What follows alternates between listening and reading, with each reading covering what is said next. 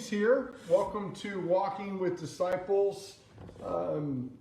This is an interesting day for us in the scheme of the church, right? In the scheme of really you and I as individuals. And I say it's an interesting day. Acts chapter 10 is today's interesting as well, just where we're at in life. But in Acts chapter 10, I've been talking about the overarching narrative, right, of the Bible, right? This idea that as you go into Acts, it's a roller coaster ride of the story, of the narrative of the early church. So, we end the Gospels with Jesus being raised again. We start the book of Acts with the ascension of Christ and telling them, hey, you guys need to wait for the baptism of the Holy Spirit, and you're going to be my disciples, and he's ascended, and then we kind of find them in the upper room, and then boom, there's this big movement, and as the Holy Spirit comes and lights on each of one of the tongues of fire. We talked about that on Sunday, right? The cloud and the tongues of fire, and they go out. 3,000 are saved, and then we got this arch, and then 5,000 are saved, and then we got another arch, and then Peter and John are put in prison, right? And arch, and another one, and then, we kind of have this movement, and then the martyrdom of Stephen happens, and what an amazing story, because that spreads the Jewish individuals that are believers, what we call Messianic Jews today, and what they would what they would call at that point the way. They begin to leave Jerusalem and go out, and so the gospel began to spread outside of Jerusalem. Again, what Jesus wanted, right? And then this new character, dun dun dun, Saul shows up, starts killing people, and he's on the road to Damascus, and we see this kind of this evil guy moving, boom, boom, boom. The road to Damascus happens, right? And he's blind and the whole thing, right? So, and then we kind of saw the end, and we ended chapter 9 with the end of the Saul story for now, right? Saul's coming back. Right, and it'll get really good. But we kind of ended the Saul story, and we picked up again with Peter, who was kind of the beginning of the book of Acts. And we just talked about yesterday, the end of chapter 9, a woman named Tabitha or Dorcas, right, and just what an amazing disciple she was, and what she had done, and how important it is to have people that are the helpers, right. It talks that she did acts of charity, right? So, this story, these climaxes, these new characters coming in and out, and then Acts chapter 10 shows up, and Acts chapter 10 for you and I should be one of the most exciting chapters in the book of Acts. Although there's a lot of really exciting ones, but exciting because this is where we get to see the switch from the gospel message, the message of Christ being Jewish only, to now going into Gentiles. And I'm going to explain a little bit more about that in just a minute. But hold on to that. So again, when we talk about chapter 10, right, we're talking about a really exciting moment in the life of you and I, what they'd call Gentiles, right? Non-Jewish believers. So let's get in it. Acts chapter 10, right? It says, verse 1, at Caesarea there was a man named Cornelius, a centurion of what was known in the Italian cohort. So just a couple of historical things for those of you that like the history part of this, right?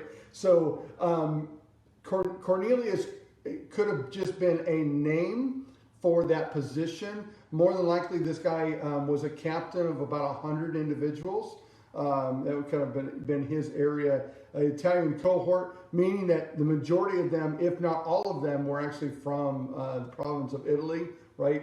What they would have called at that point, so they were Italian. Not necessarily now, because again, you got to understand that Rome has taken all these different countries and they've brought them into one. So you would have Phoenicians and Romans, obviously Greeks, Jews, all in this thing. And so that's kind of what we know about Cornelius at this point. Again, he was a captain of about 100 individuals, right? But it goes on and it says this, verse 2, a devout man who feared God with all his household gave alms generously to the people and prayed continually to God. Now, okay, so this is an interesting piece, because what we know about Cornelius, right? What we know about Cornelius at this point is that he was a devout man who feared God with his household, gave alms generously to the people, and prayed continually to God. So again, so this is a Roman citizen, a Roman individual, a non-Jewish, but he was following God, Yahweh, right? He was following the Lord.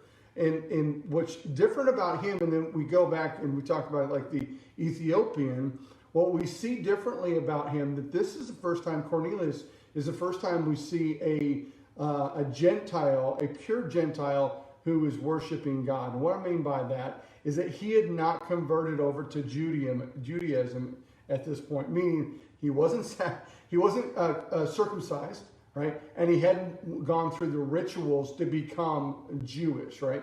And so if we go through the Old Testament, you would see this happening, that you and I would have been allowed to, if we were circumcised and we went through certain rituals, we became Jewish in that sense, right? So this is the first time that we've really seen an individual that's not converted completely over to Judaism, who's says that he's praying continually to God. And then verse 3, about the 9th hour of the day, he saw clearly in a vision an angel of God come in and say to him, Cornelius. And now, okay, I love, and you guys know this, I love the 9th hour, right? Because how many things have we heard about in the 9th hour? They were Peter and John. Where were they going in the 9th hour, right? What happened with Jesus with the 9th hour? Over and over again, right? We see this. We see the 9th hour moments, and that there's stuff that happens. And can I just sidebar for a second here? You know what? It's important for you and I to pray throughout the day, and I think we've missed that. If this tells us anything, we're gonna see in a moment when Peter is praying. Tomorrow we'll talk about that. But that Peter's praying, he's also praying at a specific hour, okay? And so they had these ritual prayers throughout the day, right? The 9th hour, the 6th hour, the 3rd, right? The morning, noon, night kind of prayers.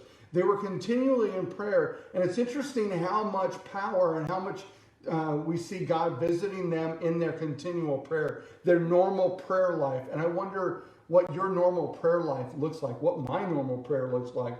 Is it to the point where it's an opportunity for God to know that we're going to be there? Do you know what I'm saying? Like I'm thinking, I'm looking at Cornelius and going, God had an appointment with Cornelius at the 9th hour. He always said, okay, God's like, oh, hey, Cornelius is going to pray. It's the 9th hour. I know he's going to be there. And that gives me an opportunity to talk to him. And I think far too often our prayer life is kind of willy-nilly. It's kind of like, when I feel like it, I want to go ahead and pray. Did I get anybody there? Right? That okay, I feel up to it, or something's happened, I'm going to pray. But we don't see that with the early disciples, right? That they had continual times when they would pray. And they would say, it's the 9th hour, it's time to pray. And so I think that really speaks to us. And I hope that during these times, that's one of the things that you're learning to do, is have a continual prayer life with God. It says, it says that an angel of the Lord appeared, an angel of God appeared and said, Cornelius. And Cornelius responded, probably a lot like I would, kind of stared at him in terror and says, what is it, Lord? Now, Lord, you'll notice is capitalized, but the lowercase O-R-D. Okay, in the New Testament, you're not going to see what you'll see sometimes in the Old Testament, the capital L-O-R-D. Right? That is signifying the name of God. So Lord in this case is not talking though about God, it's talking about a position, right? So this is an angel of the Lord, it is not the Lord, right? And he said to him, your prayers and your alms, and this is the angel speaking to him, your prayers and your alms have ascended as a memorial for God. Isn't that interesting that it wasn't just the prayers that really touched them, right? That touched God, but it was the alms, it was his acts of service. And we just talked about Dorcas or Tabitha yesterday, and it was the acts of service that had touched the people, the widows and the others that knew her, right? And apparently touched God so much that he wanted to raise her back from the dead again.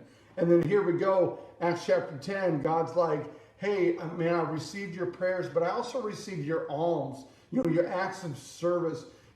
Again, guys, I think we need to understand how important it is for you and I to go out and minister to people. That God looks at those and they're memorials to him.